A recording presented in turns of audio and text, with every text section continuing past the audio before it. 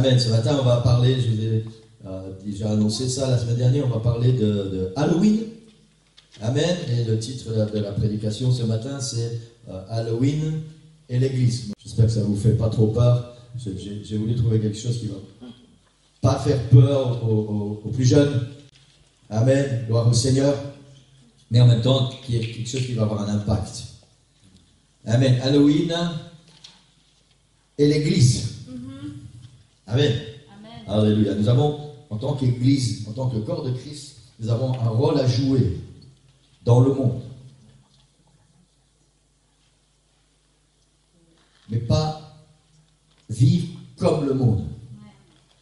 L'Église doit être mise à part. L'Église doit être différente. L'Église doit pouvoir apporter un message au monde. Il faut savoir que, à cause de ce message que l'Église apporte, bien souvent, elle est mal vue. Elle est mise de côté. Parce que souvent, les chrétiens sont catalogués comme des fanatiques, des extrémistes, des gens qui ne savent pas vivre, ou des gens qui ont toujours quelque chose à dire. Alors c'est vrai dans le sens où si ce qui se passe dans le monde n'est pas conforme à la volonté de Dieu, et si ça va avoir un impact négatif sur notre vie d'enfant de Dieu. Amen. Amen. Alléluia. Je me suis senti un peu obligé, je dois le faire déjà depuis, je pense que c'est déjà la 3e année, et je me suis senti obligé, en tant que pasteur, de partager cette parole ce matin sur Halloween. Amen. Gloire au Seigneur. Si je ne le faisais pas, je crois vraiment que c'est l'Esprit du Seigneur qui a mis ça sur mon cœur, et si je ne l'avais pas fait, je me sentirais coupable quelque part. Vous savez, la parole de Dieu, elle est proclamée. Et en tant que serviteur de Dieu, en tant que pasteur, je vous donne ce que le Seigneur me donne. Je vous prêche la parole de Dieu. Après, vous faites ce que vous voulez avec. Maintenant, vous devez savoir que je vous donne la parole de Dieu. Si vous l'acceptez, elle va vous bénir. Si vous la rejetez, vous prenez vos responsabilités. C'est valable pour tout le monde, dans toutes les églises, là où la parole est prêchée. Le Seigneur ne va jamais nous obliger à accepter sa parole.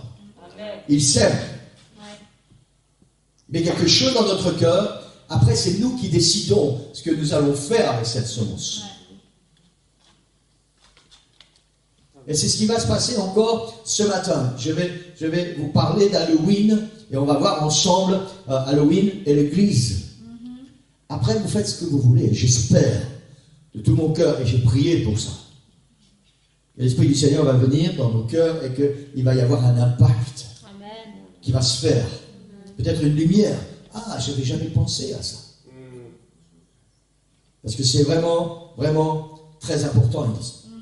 Amen. Dans quelques semaines, dans beaucoup de pays, presque tous les pays du monde, les enfants et aussi maintenant les adultes vont se lancer à corps perdu dans cette fête qui est devenue très populaire également, très lucrative pour certains. Amen. Si vous n'êtes pas chrétien, vous voulez gagner de l'argent, lancez-vous dans des trucs pour Halloween. Vous allez voir. Vous allez devenir vite riche. C'est le principe du diable, c'est le principe du monde. Peu importe si c'est bon ou si c'est pas bon, si ça plaît, on gagne de l'argent. Et même si ça détruit les gens, c'est pas grave, mon compte en banque se remplit. Amen. C'est un principe diabolique, ça, l'Église. C'est un principe diabolique. Gagner de l'argent sans savoir si ce qu'on fait c'est bien ou c'est mal. Si ça va bénir ou maudire. Si ça va amener les gens au ciel ou en enfer. L'important c'est que je remplisse mon compte en banque. Et c'est valable dans tous les domaines. C'est valable aussi au niveau de notre travail. Romain a eu une opportunité, il a déjà rendu ce témoignage, d'un travail qui lui plaisait vraiment. Il était vraiment attiré par ce travail et il se serait éclaté dans ce boulot. Seulement, il devait entrer dans le domaine de la pornographie.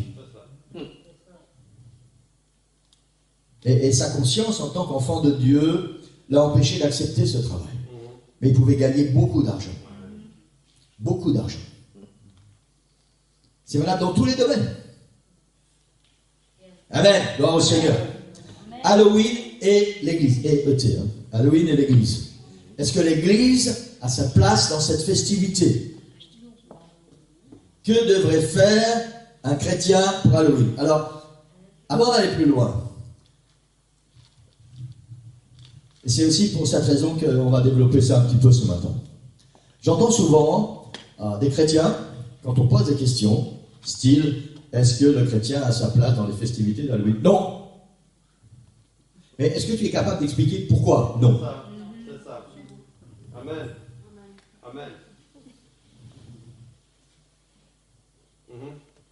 Quand Pierre a prêché le plan du salut, repentez-vous, que chacun de vous soit baptisé au nom du Seigneur Jésus-Christ pour le pardon de vos péchés, et vous recevrez le don du Saint-Esprit. C'est bien, c'est le plan du salut. Mais si tu dis à quelqu'un, ça c'est le plan du salut, et que la personne te dit, est-ce que tu es capable de m'expliquer pourquoi tu dois être baptisé au nom du Seigneur Jésus-Christ? Non. Amen. Alors, encore une fois, ta connaissance ne te sert à rien.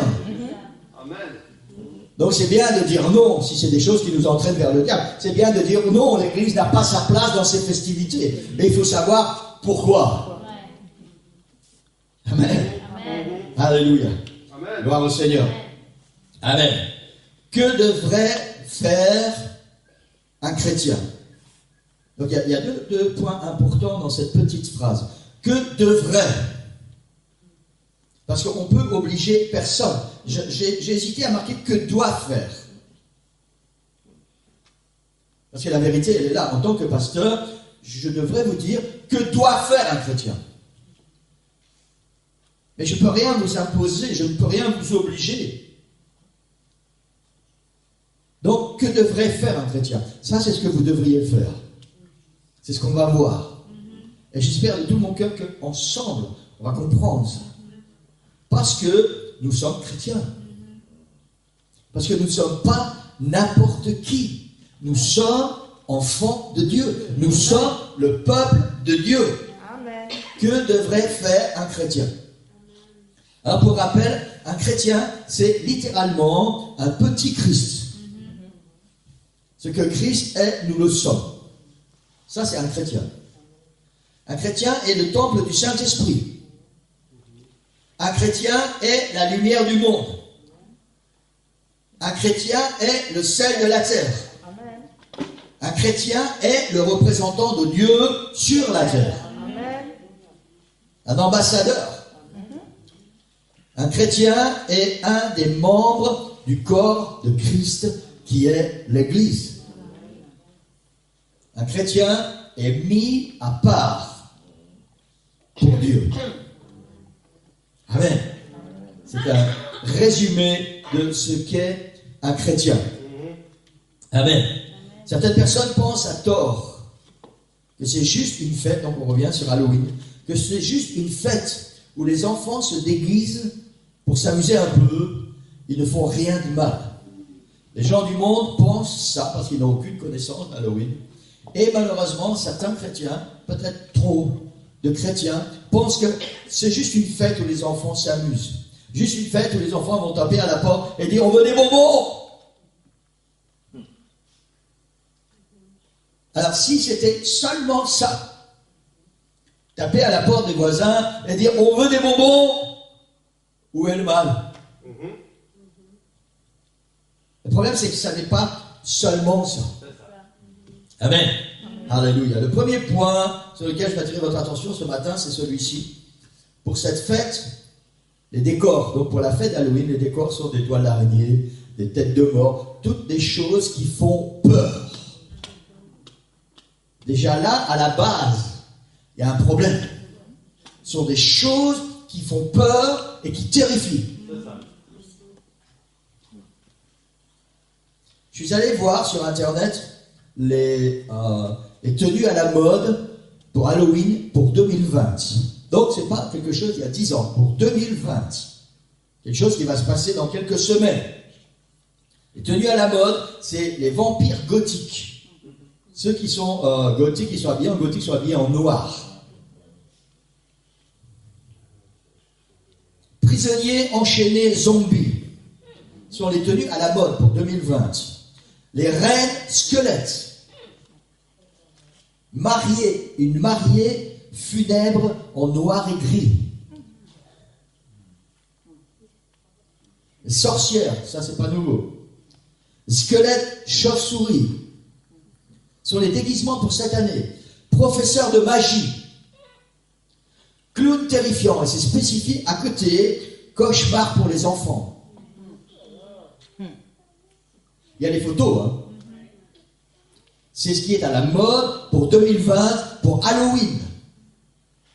Cette fête qui est principalement, où les enfants sont principalement impliqués. Clown terrifiant, cauchemar pour les enfants. Pape ensanglanté. Ah, ça j'avais jamais vu encore. Monstre. Et plein d'autres choses. Ça c'est ce qui englobe cette fête d'Halloween. Ce sont des choses qui sont terrifiantes. Et je ne sais pas si on a remarqué que tout ce qui a un rapport avec cette fête est basé sur la mort et sur la peur, sur ce qui est sombre et noir, sur le monde des ténèbres. Et qui est le roi du monde des ténèbres? Le diable. Qui règne sur le monde des ténèbres? Le diable.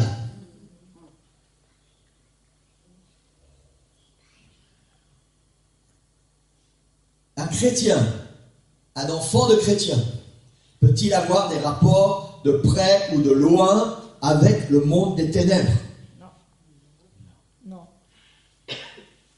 Un parent chrétien, écoutez-moi bien les parents ce matin, un parent chrétien peut-il offrir son enfant au monde des ténèbres le temps de jouer un peu avec le diable? Alors on commence à avoir une petite réponse pourquoi Halloween n'est pas une fête pour les chrétiens. Même si on a arrêté là ce matin et quelqu'un vous demande est-ce que c'est pour les chrétiens, et si vous dites non, vous allez déjà pouvoir commencer à expliquer pourquoi. Amen. Amen. L'origine de la fête d'Halloween. Chaque année, le 31 octobre, des millions de personnes célèbrent Halloween en se déguisant en sorcières, en diables, en démons, en tout ce qu'on vient de voir et en tellement d'autres choses. Alors cette fête était à l'origine célébrée dans les pays celtiques et anglo-saxons. J'ai fait un résumé. Vous comprendrez bien que sur 30 minutes ou 45 minutes, je ne peux pas vous parler de tout ce qu'est Halloween ce matin. Donc j'ai fait un résumé sur les bases qui sont importantes. Cette fête était célébrée par les Celtes et les pays anglo-saxons, principalement en Irlande et en Écosse. Le soir du 31 octobre, d'immenses feux étaient allumés pour effrayer les mauvais esprits, pour offrir des animaux, des récoltes et parfois des sacrifices humains. Parfois, ces sacrifices humains étaient des enfants au dieu soleil Mutholta et à sa main dieu de la mort.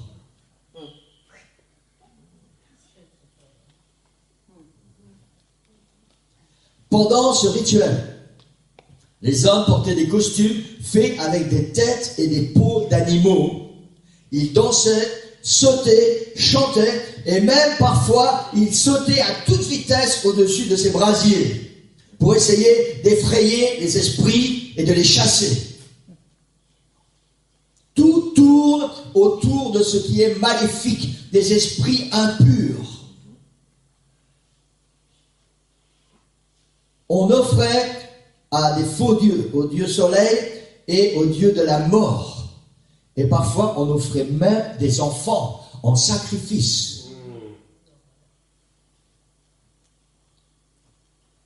Les druides, tout le monde sait ce que c'est un druide.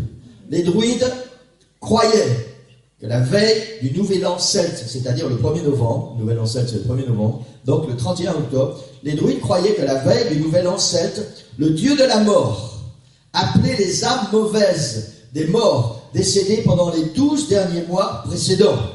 Et ces mauvais esprits étaient ensuite envoyés pour attaquer les hommes.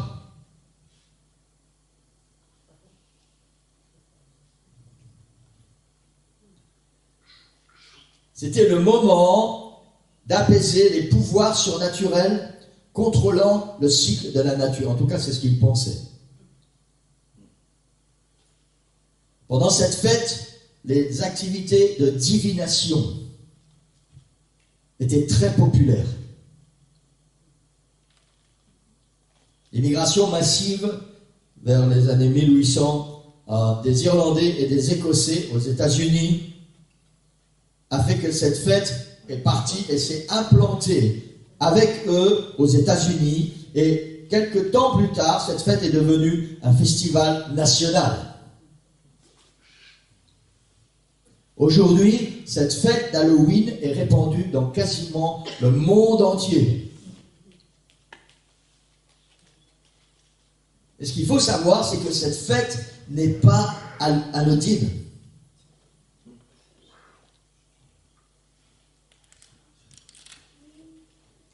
La coutume pour les enfants d'aller de porte à porte pour recevoir ou menacer remonte aussi aux anciens prêtres druides. Quand les enfants font du porte-à-porte, ce que je viens de vous parler, taper à la porte des voisins pour demander des bonbons, ça n'est pas anodin. Ça remonte aux anciens prêtres druides qui allaient de maison en maison en demandant de la nourriture pour eux, pour leur propre consommation, ainsi que pour les offrandes qu'ils allaient faire à leurs faux dieux. Et tenez-vous bien, si les habitants d'une maison ne leur fournissaient pas de nourriture, ils prononçaient une malédiction démoniaque sur la maison, et selon l'histoire qui est répétée, quelqu'un dans la famille mourait dans l'année.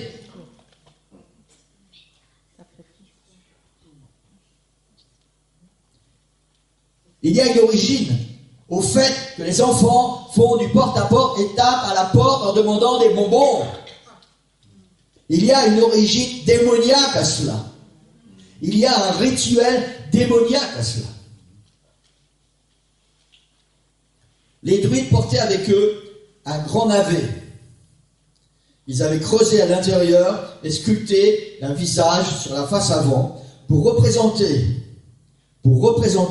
l'esprit démoniaque dont ils dépendaient pour acquérir leur puissance et leur connaissance.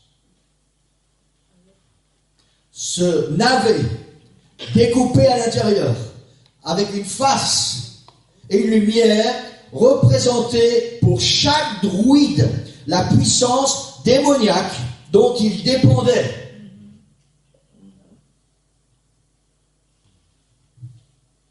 Le navet, illuminé par une bougie à l'intérieur, a été utilisé comme une lanterne par les druides quand ils allaient de maison en maison pendant la nuit. Notez bien, encore une fois, que ces choses ne se font pas de jour, elles ne se font pas officiellement, elles se font la nuit quand il fait noir dans le monde des ténèbres.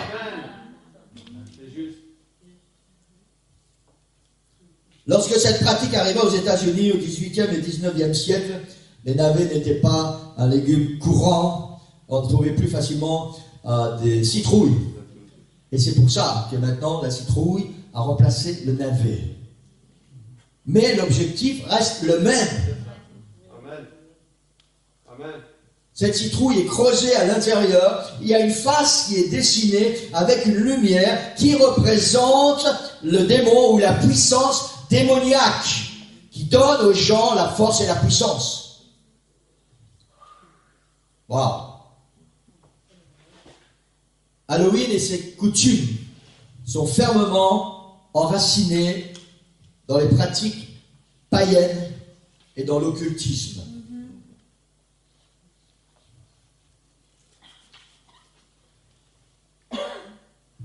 Ces liens, les liens de Halloween avec l'occultisme et les pratiques païennes sont aujourd'hui soit oubliés, soit inconnus, soit pris à la légère. Néanmoins, toute pratique dérivée de l'occultisme est incompatible avec les enseignements de la Bible et de la foi chrétienne. Incompatible.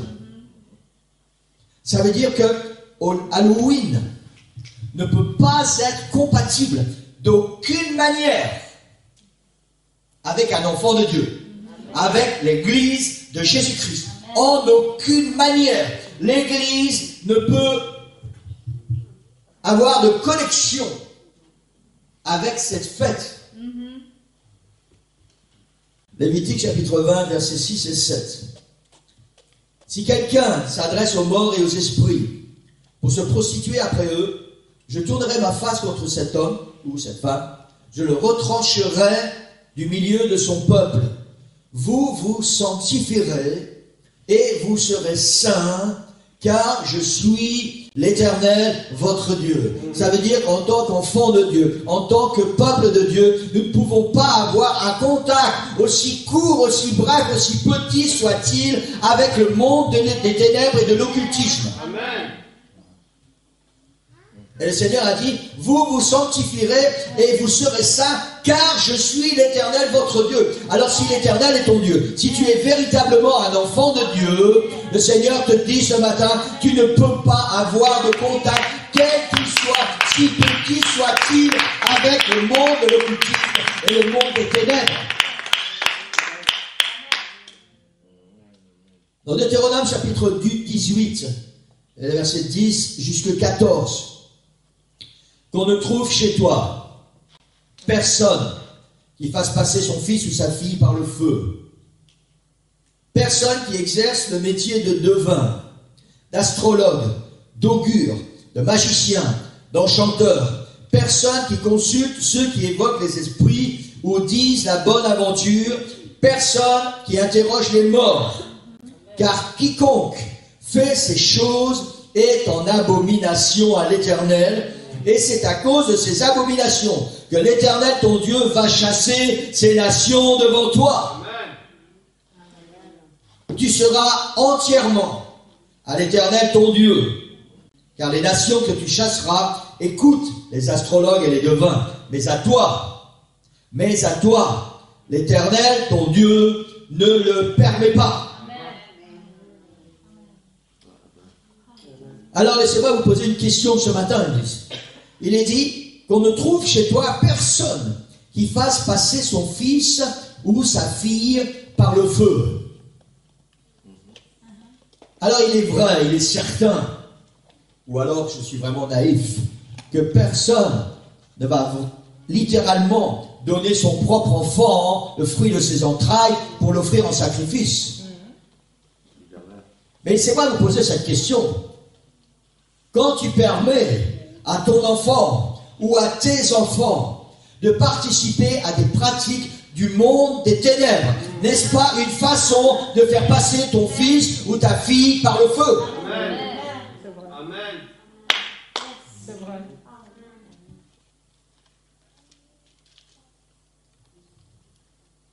Amen. La plupart des gens ne croient plus à l'existence d'un diable en personne et de ses démons. Ils pensent qu'il n'y a pas de mal à se moquer de ces reliques religieuses du passé. On apprend aux enfants qu'il n'y a pas des êtres comme des sorcières et des esprits mauvais, et qu'il est amusant de se déguiser en démon, en sorcière ou en diable. On essaie de leur inculquer que si tu ressembles au diable, si tu ressembles à un démon, c'est amusant, c'est marrant, c'est un costume. Les gens ne croient plus ni en Dieu, ni au diable. Pour la plupart. Dieu s'en attriste. L'Église devrait s'en attrister. Et une chose qu'on doit savoir, c'est que le diable, lui, s'en réjouit. Amen. Si le monde ne croit plus en lui, dans le diable, alors il peut faire ce qu'il veut avec les gens. Jamais leur esprit n'est troublé par tout ce qui se passe. Jamais les gens ne vont comprendre ou même réfléchir au fait qu'ils sont sous une influence diabolique, puisqu'ils ne croient pas au diable. Mais cela va plus loin. Comme le monde ne croit pas au diable, en tout cas c'est ce qu'ils disent, ou ce qu'ils prétendent, alors le monde doit se persuader de ce qu'il croit. Vous savez, c'est un peu comme avec le Covid. Il y a des gens qui prétendent ne pas croire au Covid-19, ne pas croire que ce virus existe, malgré Ah. Alors ils vont s'auto-persuader que le virus n'existe pas. Et ces gens qui prétendent ne pas croire au diable, bien que nous savons qu'il est là, ils vont s'auto-persuader. Parce qu'ils vont devoir le faire, sinon ils ne peuvent pas croire que le diable n'existe pas. Ils vont devoir s'auto-persuader que le diable n'existe pas. Il doit se persuader que rien de mal ne peut lui arriver, puisque Satan n'existe pas. Puisque rien n'est péché, puisque rien n'est mal ou mauvais en soi. Si quelque chose arrive, c'est le hasard. Ça devait arriver. C'est ce que pensent ces gens. C'est la raison pour laquelle le monde se donne entièrement au pouvoir maléfique et au monde des ténèbres, sans aucune retenue. C'est ce qui s'est passé, pour ceux qui connaissent un peu les événements, c'est ce qui s'est passé au Bataclan. Pour ceux qui ne le sauraient pas encore, le groupe qui était sur scène, c'est un groupe de hard rock metal. Donc tout ce qu'il y a de plus monde des ténèbres. Plus que ça, tu ne peux pas. La chanson qu'ils étaient en train de chanter, quand les terroristes sont entrés dans le Bataclan, ils ont commencé à massacrer les gens, la chanson qu'ils étaient en train de chanter, c'était « Danse avec le diable ».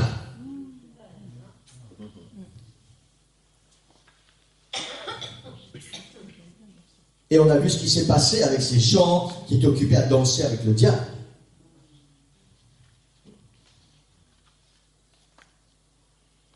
Et ça, c'est ce qui se passe si tu prends le risque de danser avec le diable. Si tu prends le risque d'avoir des affinités avec le monde des ténèbres. Le diable ne veut jamais pour toi ce qui est bien, ce qui est bon, ce qui va te produire du bonheur et de la paix. Jamais. Ça, c'est ce que Dieu veut. C'est ce que Dieu va te donner. Mais pas le diable, pas le monde des ténèbres.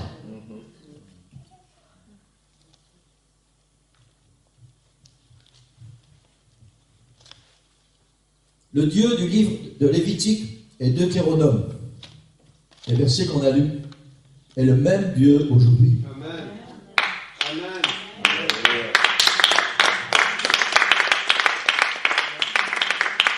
Trop souvent, à tort, trop de chrétiens pensent que Lévitique, Deutéronome, c'est dans l'Ancien Testament, c'était sous la loi. Nous sommes, nous, aujourd'hui, sous la grâce. Alors, laisse-moi te poser une question ce matin. Est-ce que parce que tu es sous la grâce, d'un seul coup, Satan a cessé d'exister? Est-ce que parce que nous vivons sous la grâce, d'un seul coup, le monde des ténèbres n'est plus là, réel?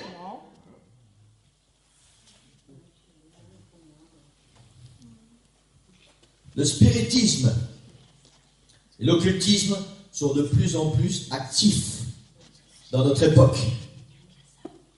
Alors nous devons être de plus en plus vigilants, de plus en plus sur nos gardes. Nous devons être de plus en plus près du Seigneur et dans chaque situation. Seigneur, qu'est-ce que tu en penses? Est-ce que c'est bon? Est-ce que c'est mauvais? Est-ce que ça va m'approcher de toi ou est-ce que ça va m'approcher du royaume des ténèbres? Amen. Alléluia. Alléluia. Le diable de l'Ancien Testament est le même que celui qui agit dans le monde aujourd'hui. Le diable qui a été tenté Ève dans le jardin d'Éden. Vous savez, cette semaine, il y a une pensée qui m'a traversé et j'ai travaillé un peu avec ça et j'ai dit, il est quand même gonflé celui-là. Imaginez un peu, Satan a osé aller pénétrer dans le jardin d'Éden pour aller séduire Ève. Dans le jardin d'Éden. Alors s'il l'a fait dans le jardin d'Éden, à plus forte raison va-t-il le faire aujourd'hui, là où nous sommes.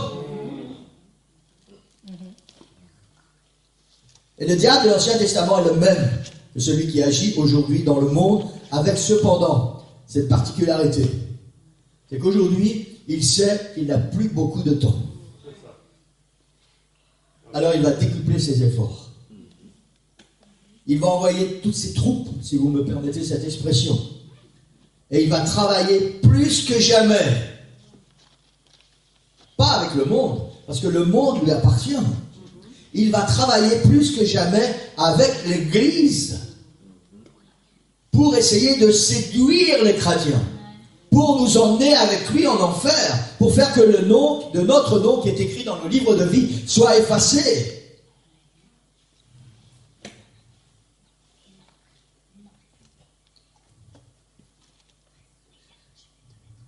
Halloween est une forme de spiritisme et d'occultisme moderne.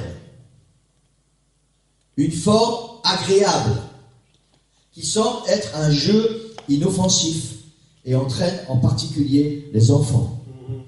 Un jeu qui semble être un jeu inoffensif et qui entraîne en particulier nos enfants.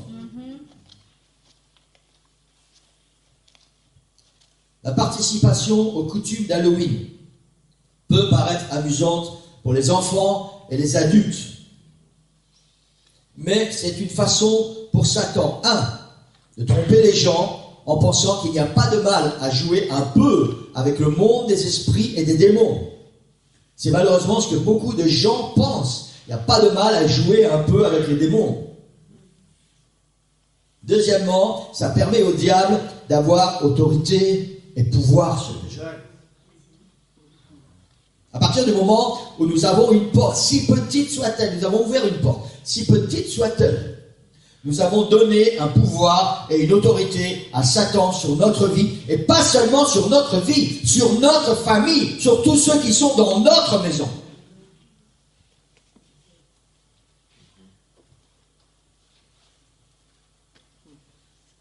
La Bible nous enseigne que le monde des ténèbres n'est pas un jeu, mais un combat. Amen. Amen. Je ne sais pas où est Cindy, je ne sais pas qui va au piano.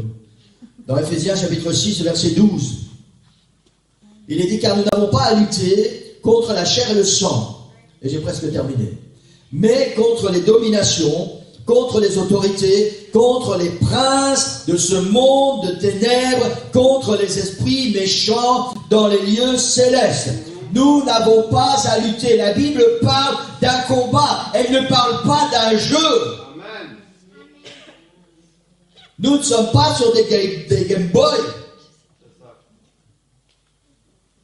La Bible parle d'un combat spirituel.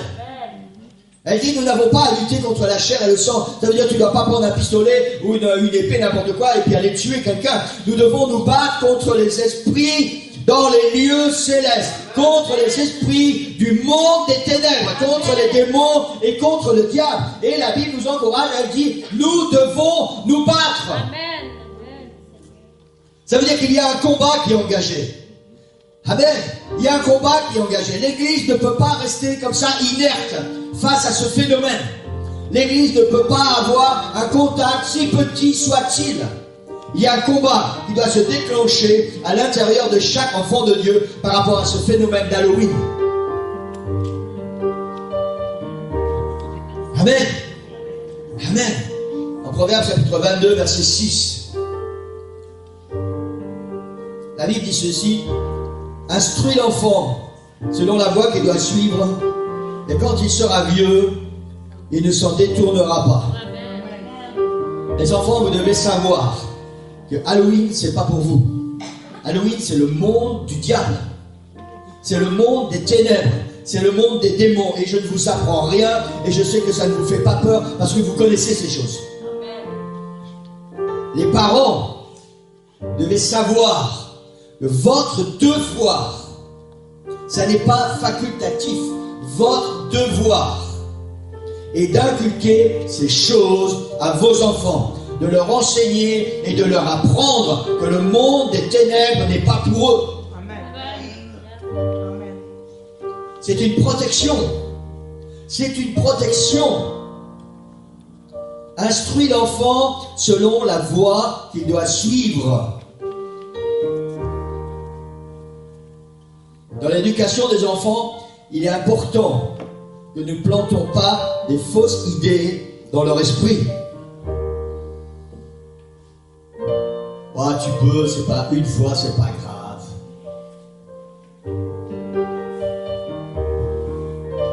Quand j'avais 11 ans, l'église, mon père s'est converti quand j'avais 8 ans. À père se convertisse, c'était un ivrogne, un alcoolique, un adultère, et il fumait 4 paquets de cigarettes par jour. Il avait sa maîtresse à la maison. Et nous avons grandi dans cette atmosphère, nous étions 6 enfants. Ma mère a rencontré le Seigneur, elle a donné son cœur au Seigneur. Elle a attiré mon père à l'église et mon père a donné son cœur au Seigneur. Du jour au lendemain, il a tout arrêté. Amen. Du jour au lendemain, il a coupé tout, tous les poux.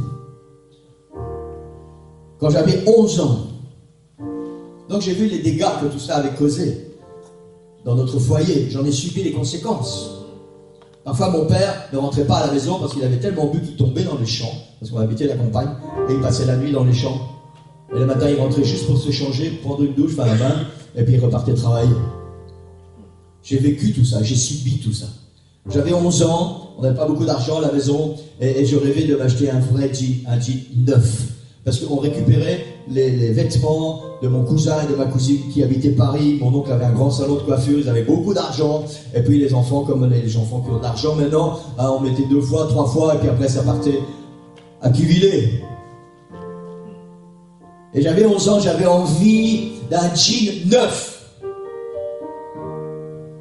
Et j'ai travaillé pour un fermier. C'était pas difficile parce que c'était un petit village, il y avait 210 habitants. Il y avait une ferme, une maison, une ferme, une maison, une ferme, une maison.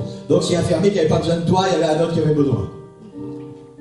Et j'ai passé des betteraves. Ça veut dire que quand les betteraves poussent et que les mauvaises herbes poussent, vous avez une grande rasette et vous devez couper les mauvaises herbes. J'avais 11 ans. Et j'ai travaillé, j'ai fait ça avec, excusez-moi, mais un imbécile d'adulte qui fumait.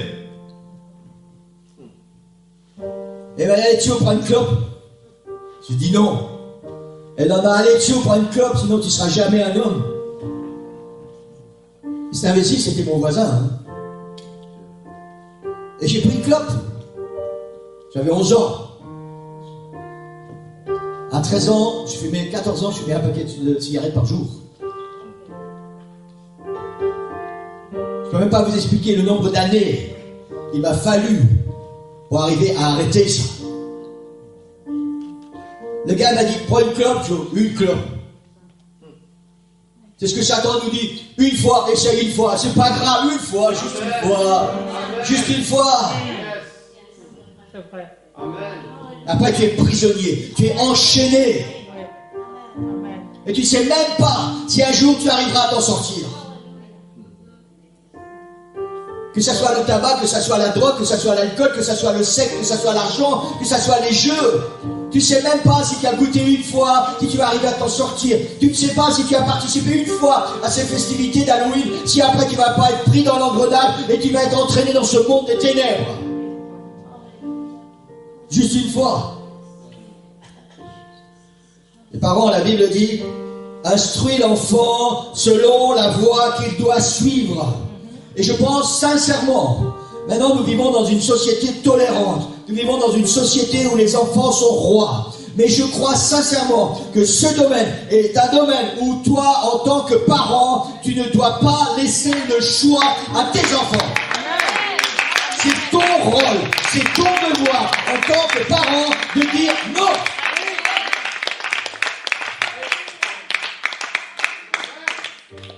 Amen. Alléluia. Alléluia. Leur faire croire qu'il n'y a pas de mal à être en contact avec les mauvais esprits est contraire à la volonté de Dieu. C'est comme un adulte, un chrétien adulte qui se hasarderait à aller voir dans des lieux maléfiques et dire « Ah, moi je suis plus fort parce que je suis chrétien ». À moins que Dieu ne t'envoie là pour une mission particulière, ne mets pas ton pied dans la puissance de l'ennemi. Parce que tu ne sais pas ce qui va se passer là-bas. Sauf si Dieu t'envoie. Et si Dieu ne t'envoie pas, on dit ça souvent, ne tente pas le diable.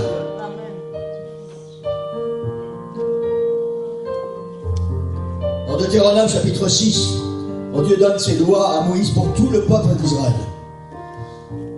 Et dans ce peuple d'Israël, les enfants sont inclus. Dieu dit à Moïse d'inculquer aux enfants ce qui concerne l'Éternel. Inculquer, ça veut dire leur dire et leur redire et leur répéter, répéter, répéter, jusqu'à ce que ça fasse partie d'eux-mêmes.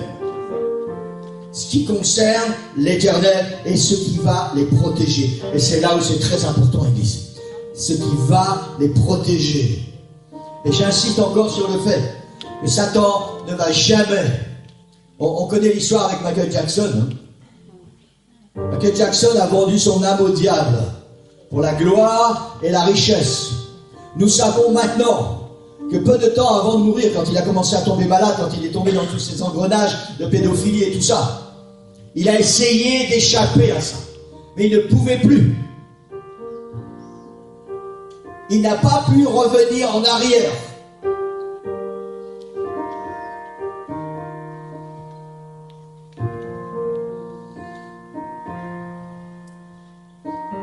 Amen. L'église, c'est une protection pour nous. Le Seigneur a dit, ne touchez pas à ce qui est impur. Quel qu'il soit. Je pourrais continuer pendant des heures ce matin, mais je vais devoir m'arrêter. Ne touchez pas à ce qui est impur, le Seigneur dit. Parce que vous êtes mon peuple, vous serez saints, car je suis saint. Et le Seigneur nous donne ça non pas comme un ordre, mais comme une protection. Si tu touches à ce qui est impur, tu vas te souiller, tu vas te brûler. Si tu mets ta main dans le feu, tu vas te brûler forcément. Et le Seigneur nous prévient, le Seigneur nous dit, mets pas ta main dans le feu. Parce que quand tu vas la sortir, ça va pas être beau à voir. C'est une protection pour nous et pour nos enfants. Amen. Amen. Alléluia. Je vais terminer ce matin avec quelques questions que je voudrais vous poser. Je ne sais pas comment l'hôtel va se dérouler, c'est assez particulier aujourd'hui. Y a-t-il quelque chose qui soit anodin? Anodin, c'est sans importance. Y a-t-il quelque chose qui soit anodin s'il concerne le royaume des ténèbres?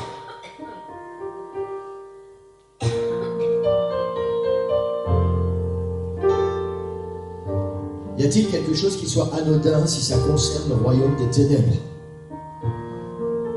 Est-il mignon de se connecter ou de connecter nos enfants au monde des ténèbres?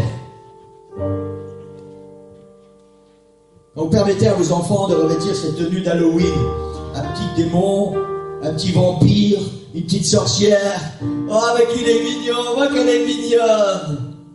Est-il mignon de se connecter ou de connecter nos enfants au monde des ténèbres?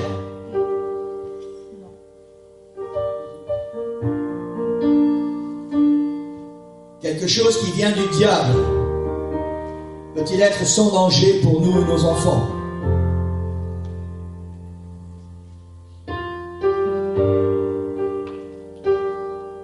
Est-il possible de donner volontairement au diable le droit de jouer avec nos enfants et de croire qu'il ne va rien leur arriver demain?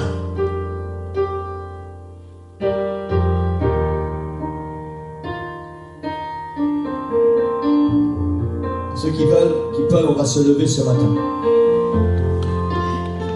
Je crois vraiment que ça vaut la peine que nous prenions le temps de bien réfléchir, Église. Avec le monde des ténèbres, avec le diable, il n'y a rien qui soit anodin. Rien. Jamais. Il commence bien souvent petit. Quelque chose qui nous semble sans importance. Juste un choc-clope.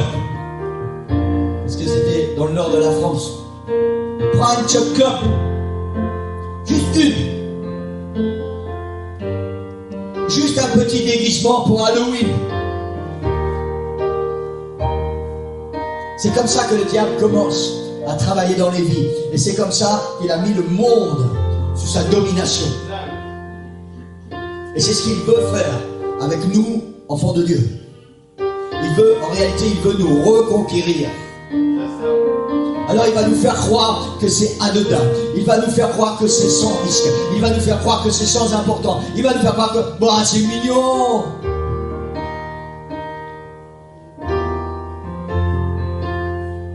Est-il possible de donner volontairement au diable le droit de jouer avec nos enfants? Parce que c'est nous qui lui donnons le droit. Si vous enseignez vos enfants et si vous dites à vos enfants, ça c'est pas pour toi. Si vous les adultes, parce que maintenant ça entre aussi parmi les adultes, si vous les adultes vous réalisez que ça c'est pas pour nous,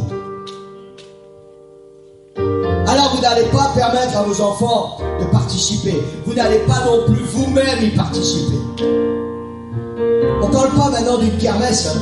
On ne parle pas d'un manège où il y a des chevaux en bois ou des petits avions qui sont là et on met nos enfants dessus. Nous parlons d'Halloween.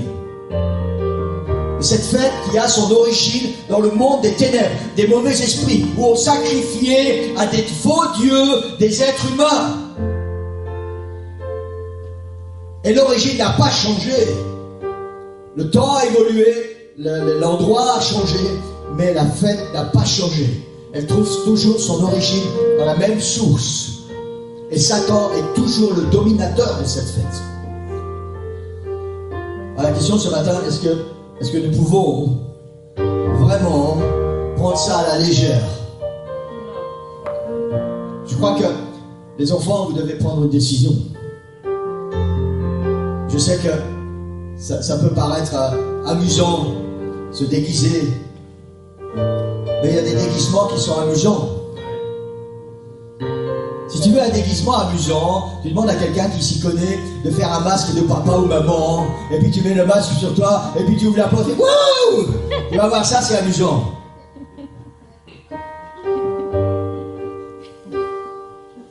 Parce que papa et maman vont se revoir et vont dire, oh, tu ressembles à ça! Waouh! On parle pas de ça ce matin, Église. Les enfants, on parle du diable. Le diable, il ne veut que ce qui est mauvais pour vous. Et il ne faut même pas un peu... Vous savez, c'est comme une allumette. C'est comme une allumette, quand tu craques l'allumette, il y a une flamme au bout. C'est une toute petite flamme, c'est juste une flamme d'allumette. Et si tu mets ton doigt...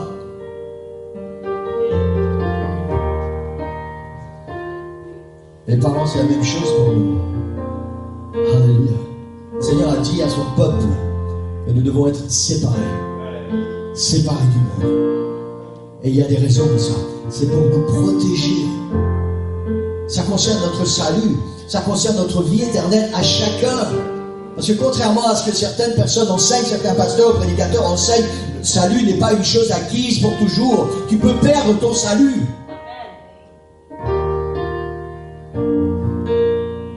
Sinon, le monde entier sera chrétien.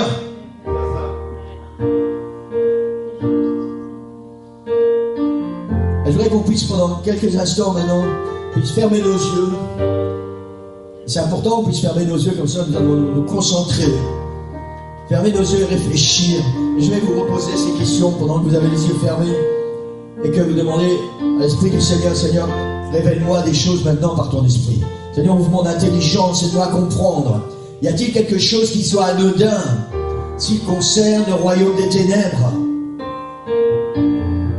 Est-il mignon de se connecter ou de connecter nos enfants au monde des ténèbres?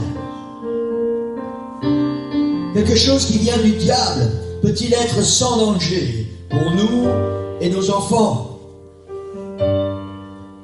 Est-il possible de donner volontairement au diable le droit de jouer avec nos enfants et de croire qu'il ne va rien leur arriver de mal? Alléluia. Seigneur, j'ai partagé ta parole ce matin. Merci pour cette parole, Seigneur. Merci pour ton amour, Seigneur. Parce que là, je trouve ton amour, je trouve ta grâce et je trouve ta miséricorde, Seigneur. Parce que tu nous aimes, Seigneur. Parce que tu nous as sauvés, tu nous as rachetés. Tu as payé le prix à la croix, Seigneur. Pour nous arracher des griffes de l'enfer, pour nous arracher des mains du diable, Seigneur. Et ce matin, tu nous parles, Seigneur, et tu nous donnes une parole de protection divine, Seigneur. Tu nous donnes des lumières, des éclaircissements, pour que nous puissions continuer à être tes enfants, pour que nous puissions continuer à être séparés de ce monde des ténèbres, et continuer de t'appartenir, Seigneur. Continuer d'avoir notre nom écrit dans le livre de vie.